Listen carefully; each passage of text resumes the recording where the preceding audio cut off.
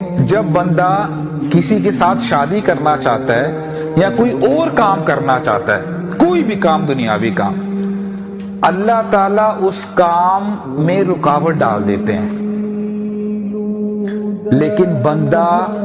کرتا کیا ہے؟ اگر تو بندہ نہ سمجھ ہے، سمجھدار نہیں ہے، تو وہ لان تان کرتا ہے، مایوس ہو جاتا ہے کہ یہ میرے ساتھ کیوں ہو رہا ہے۔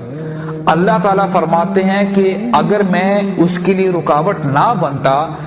تو وہ کام اس کو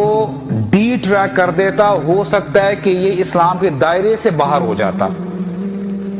اس کی موت کفر پہ ہوتی، شرک پہ ہوتی، اور ایک گناہگار ہو کے مرتا۔ یہ میری طرف سے رحمت تھی جو میں اس کے آگے آ کے رکاوٹ بن گیا، یہ رحمت تھی۔ آپ نے اور میں نے سمجھنا ہے